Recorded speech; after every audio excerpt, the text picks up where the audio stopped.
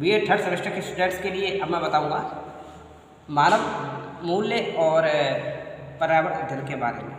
और ये जो है आपके लिए 100 नंबर का पेपर होगा, ऑब्जेक्टिव पेपर होगा।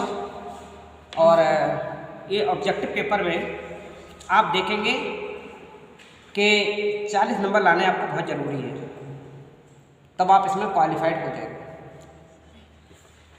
पहला आपका हेडिंग जो है वो जैव विविधता का, इसमें संरक्षण के बारे में है। किसके बारे में? जैव विविधता का संरक्षण। और लाखों वर्षों से जीवन हम लोग जी रहे हैं, तो इतने सारे जीव हैं, तो विविधता का मतलब विभिन्नताएं ऐसी हैं कि किसी में कुछ है। अगर हमारे 5 स्टूडेंट्स बैठे हुए हैं तो हर जीव में अलग तरीके की भिन्नता पाई जाएगी। हर व्यक्ति में, हर जीव में इसी तरीके से वातावरण है, तो हर जगह के वातावरण में भी जैव विविधता पाई जा रही है। ठीक है, तो जैव विविधता को समझना भी बहुत ज़रूरी है। अगर हमको दूसरे की भिन्नताएं अगर पता चल जाती हैं, उनके जीने के तरीके पता चल जाते हैं, तो हम अपने जीने के तरीके को एडजस्ट कर सकते हैं और इसी से हम अपने पर्यावरण को बचा सकते हैं। तो यहाँ पर एक शब्द आता है, आप लोगों के लाइफ में आएगा, बहुत ध्यान से मेरी बात को समझने की कोशिश करना। इन सीटू एक शब्द है, इन सीटू, और इसे कहते हैं साथ में या स्व स्थानिक विधि क्या है। तो इन सीटू शब्द को आप लोगों ने पहली बार सुना होगा। तो प्रजातियों के आवास के साथ साथ उनकी प्रकृति में रहने वाले अन्य सभी जीव, अभी प्रजातियों के आवास के साथ साथ, बहुत ध्यान से हमारी बात सुनो, बहुत ध्यान से सुनो प्लीज। और मैं बहुत इंपॉर्टेंट बात बता रहा हूँ कि जो प्रजातियाँ हैं जो हैं उनके आवास, हर प्रजाति का आवास होता है, अपना जहाँ रहते हैं वो लोग उसे आवास कहते हैं। तो उनके साथ उनकी प्रकृति में अन्य प्रजातियाँ भी रहती हैं। कैसे रहती हैं मैं आपको बता रहा हूँ कैसे। कि जैसे आप लोग रह रहे थे, आपके सिर में डेंगर रह रहे होते हैं, लीचे रह रही होती हैं, तो वो भी अपना जीवन काट रहे होते हैं। आपके शरीर में बैक्टीरिया होते हैं बहुत सारे, उनकी भी प्रजातियाँ हैं, वो भी अपना जीवन काट रही हैं। तो उनको भी संरक्षण मिल रहा है। अगर एक व्यक्ति जीवित है तो लाखों करोड़ों तरीके के प्राणी जीवित हैं उसके साथ। ऐसे ही एक परिवार होता है, उस परिवार में भी क्या होता है कि मुखिया है तो सबको संभाले हुए, सबका पालन पोषण कर रहा है। तो इस तरीके से उनको बेहतर संरक्षण जो मिलता है, ये सबसे अच्छा उपाय है कि जिसके साथ रहें तो उसके साथ में उसको नुकसान न पहुँचाएं और उसके साथ उस तरीके से रहना प्रयास करें। तो वन्य जीव अभयारण्य और राष्ट्रीय उद्यानों का निर्माण करके प्राकृतिक वातावरण में प्रजातियों के संरक्षण, यानी कि बहुत सारे अभयारण्य बना दिए, बहुत सारे उनके रहने के लिए काल्पनिक तरीके से, जो नेचुरल है वो तो नेचुरल है, लेकिन कुछ अपनी तरफ से बनाए हुए अप्राकृतिक हैं, तो उनके द्वारा उनके संरक्षण के लिए कोशिश की गई है। तो स्थानिक विधि के द्वारा, यानी कि इन सीटू विधि के द्वारा उनका संरक्षण करने की कोशिश की गई। तो इसमें जो संरक्षित क्षेत्र कहलाते हैं, तो इन सीटू संरक्षण यानी कि संरक्षित क्षेत्र की एक व्यापक अवधारणा तैयार की।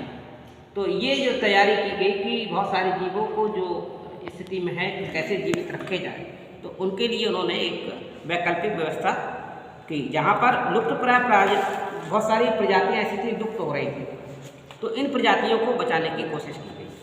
तो इसमें राष्ट्रीय उद्यान, अभयारण्य, बायोस्फीयर रिजर्व, बाघ संरक्षण, हाथी परियोजना, ये सारे, चाहे हाथी हो चाहे बाघ हो, और बायोस्फीयर रिजर्व में अभयारण्य बनाए, राष्ट्रीय उद्यान बनाए गए।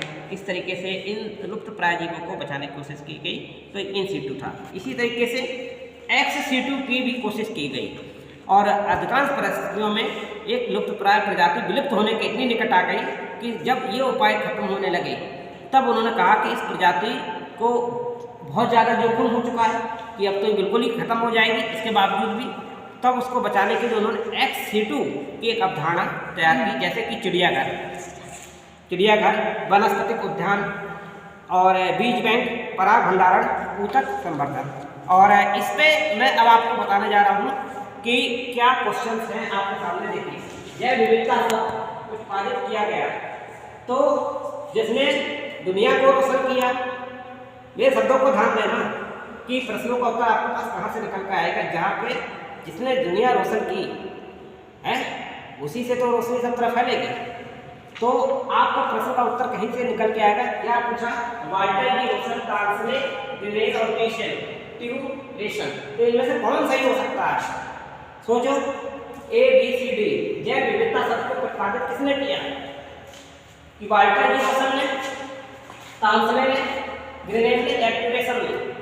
कौन हो सकता है? मेरे शब्दों को ध्यान देना। मैंने क्या शब्द बोले थे? मैं बोल भी रहा हूँ, लिख भी रहा हूँ। तो इन दोनों बातों को देखिए जिससे कि आपको बोले हुए शब्दों के साथ में इससे कॉम्बिनेशन हो जाए। जिसने सारे जहां को रोशन किया वही इस दुनिया को रोशन करेगा। किसको? जैव विविधता शब्द की उत्पत्ति को। तो कौन हो सकता है पहले 4 आंसर में से? सोचो कौन हो सकता है इसमें से?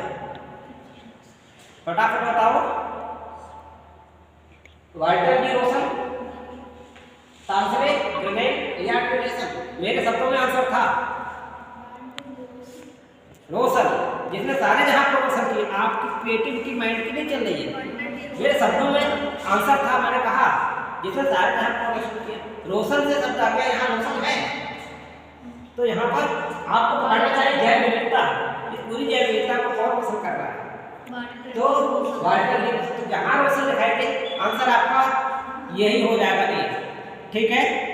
दूसरा, भारत में कितने जैव भौगोलिक क्षेत्र हैं? ठीक, जितनी आपके हाथों में उंगलियां होंगी दोनों हाथों में मिलाकर के उतने ही हो उसके जैव भौगोलिक क्षेत्र। ये भी अलग है, ये भी अलग, ये भी अलग। परसेंट डालो तो आंसर कितना हो जाएगा इसका? 10। तो यही करते हैं बस, अभी 2 मिनट और। भारत में जैव विविधता के सबसे प्रचलित हॉटस्पॉट कौन से हैं? हॉटस्पॉट बड़े बच्चे चलाते हैं, मोबाइल चलाते हैं, जब नेट खत्म हो जाता है हॉटस्पॉट। तो कोई ऐसा आया था, गंगा के पूर्वी घाट पे आया था, पश्चिमी घाट पे आया था, हिमालय घाट पे या गंगा के घाट पे? कौन था इसका आंसर? याद करो। जब कोई आया यहाँ पे हमने नाम रख दिया कौन सा घाट? कौन सा घाट? पश्चिमी। हाँ, पश्चिमी घाट होगा, बस था पश्चिमी घाट। तो जैव का सबसे प्रचलित हॉटस्पॉट कौन सा हो गया? पश्चिमी घाट। याद रखोगे, कंफ्यूज नहीं करना। सामान्यतः जैव विविधता वाले हॉटस्पॉट में नहीं देखा जा सकता है। तो जैव विविधता का जो हॉटस्पॉट है उसको अगर हम देखने की कोशिश करते हैं तो स्थानीय भी देखा जा सकता है, प्रजातियों की समृद्धि भी होती है, विविधता की हानि होती है। लेकिन जहाँ पर डिफरेंस बहुत कम होता है तब वहाँ पर क्या होगा? कम अंतर की विशिष्ट प्रतिस्पर्धा होगी, यानी प्रतिस्पर्धा बहुत कम अंतर की होगी। तो इसका आंसर क्या हो जाएगा? डी। यानी कि जब सामान्य विविधता वाले हॉटस्पॉट नहीं देखे जाने वाली बात नहीं है, यहाँ नहीं देखने की बात है। तो कम अंतर, नहीं देखने से क्या देखो, बहुत कम अंतर करते चले जाओ, क्या अंतर दिखाई देगा? नहीं दिखाई। ऐसे इसको याद रखना हॉटस्पॉट का। ठीक है, तो गुड लक, बने रहे डॉक्टर त्रिपाठी सर के साथ यूट्यूब लेवल पर। अल्फा विविधता विद्यमान है। मैं विविधता के डाइवर्सिटी के बारे में बता रहा हूँ, विविधता क्या है। तो उसके बाद जो इम्पोर्टेंट क्वेश्चन है वो मैंने आपके सामने यहाँ रख दिया। और ये इम्पोर्टेंट क्वेश्चन में अल्फा विविधता विद्यमान, तो कोई विविधता जो अगर हम देखना चाह रहे हैं, डिफरेंस अगर देखना चाहेंगे तो किसी दो लोगों के मध्य में ही देखना चाहेंगे। तो अब हमको ये देखना है कि किसके मध्य में। ठीक, तो यहाँ पर समुदाय के भीतर देखना चाहेंगे, समुदाय के मध्य में देखना चाहेंगे, समुदाय की सीमा में देखना चाहेंगे, या ये सभी है। तो हम अल्फा के अंदर अगर विविधता देखना चाहेंगे तो हम समुदाय के, जो भी हमारा समुदाय होगा उसके भीतर ही हम देख पाएंगे। ठीक है, तो समुदाय के भीतर हम देख रहे हैं। दूसरी चीज है, दो समुदायों जहाँ पे अल्फा 1, बीटा 2, गामा 3 की स्थिति। तो अब आपको ये देखना है, प्रश्न का उत्तर मेरे शब्दों पे ध्यान देना, उसी से करके आया। प्रश्न क्या कह रहे हैं? दो समुदायों के मध्य विविधता को कहा जाता है अल्फा, बीटा, गामा या कोई नहीं। तो बहुत ध्यान देना कि दो समुदाय की बात हो रही है। तो कौन सा हो सकता है आंसर? सोचो, अल्फा, बीटा, गामा। तो सोचो ध्यान से। अभी मैंने कहा था एक अल्फा बीटा, तो यहाँ पर कितने समुदाय की बात हो रही है? 2। तो क्या आंसर हो सकता है, कोई बता सकता? अल्फा एक।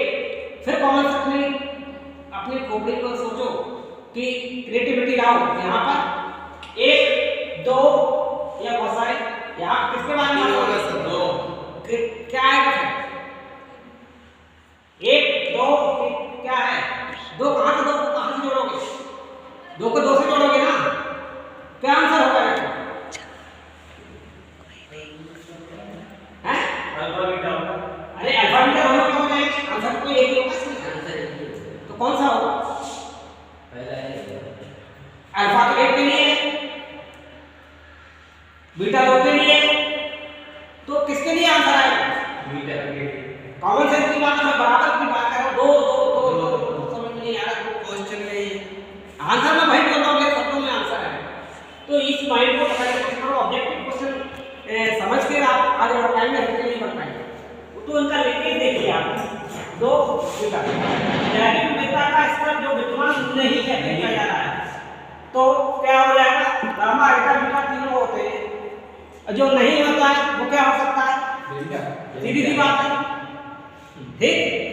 अगर आप क्वेश्चन देखिए जैव विविधता के 3 स्तर हैं जैव विविधता को अगर देखते हैं तो किसी जीव से ही चलता कहाँ से आनुवंशिकता से चलता है कोई जीव है वो आनुवंशिकता के हिसाब से चलेगा आनुवंशिकता हर किसकी देखोगे प्रजातियों की देखोगे और जब प्रजातियों की देखोगे तो प्रजाति कहाँ पाई जाएगी उस पारिस्थितिक तंत्र में पाई जाएगी तो इसका आंसर बेस्ट कौन सा हो सकता है फर्स्ट वाला हैं ए सी डी कौन सा आंसर होगा डी सर भाई सीधी सी बात है आनुवंशिक है प्रजाति है यहाँ भी है यहाँ भी देखिए यहाँ पर पारिस्थितिक तंत्र है तो यहाँ पर आपको पारिस्थितिक तंत्र को देखना पड़ेगा तो ये आंसर इसका डी हो जाएगा तो ये इस तरीके से एक्चुअली आपको करना क्या है जो भी ऑब्जेक्ट आपका पेपर ऑब्जेक्टिव है ऑब्जेक्टिव पेपर के लिए आप रटने से काम नहीं चला पाएंगे क्योंकि पेपर के टाइम भूल जाएंगे कंफ्यूज हो जाएंगे तो उसको टेक्नोलॉजी को लिंकेज टेक्नोलॉजी को यूज़ कीजिए और ज़्यादा से ज़्यादा प्रश्नों को समझ जाइए और अपना भला कीजिए। सो गुड लक बने रहें डॉक्टर त्रिपाठी।